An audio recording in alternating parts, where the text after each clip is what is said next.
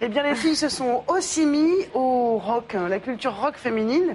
La première boutique consacrée à la culture rock féminine, même si certaines d'entre elles donnent depuis longtemps, vient d'ouvrir à Paris. À Paris, exactement. C'est une boutique qui s'appelle Gals Rock, qui a ouvert ses portes dans le 9e arrondissement de Paris. Mais je précise que ça ne concerne pas que les Parisiens. Vous allez voir pourquoi.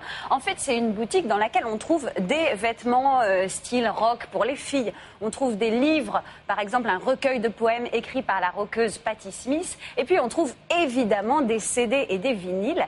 Mais attention, si vous cherchez Abbey Road des Beatles ou Voodoo Lounge des Stones, vous ne trouverez pas parce qu'il n'y a que de la musique faite par des filles. Patti Smith, Marianne Faithfull, PJ Harvey. Alors pourquoi une boutique consacrée exclusivement aux rockeuses et à la culture rock féminine ?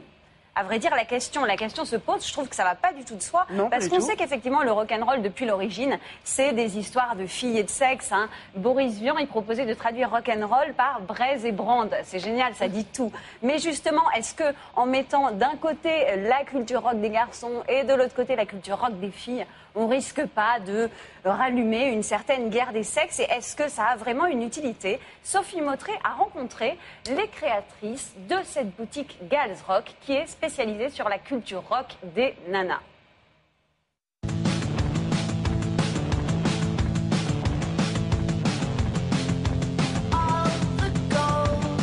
L'industrie musicale est quand même portée par toute une dimension marketing. La plupart des artistes féminines médiatisées le sont pour quelque chose en fait qui est extérieur, assez souvent qui est extérieur à leur musique, parce qu'elles ont un côté extrême, soit dans leur apparence, soit dans leurs actes. Nous, on espère vraiment remplir cette mission-là, de mettre un coup de projecteur sur toute cette scène qui est quand même grandement méconnue.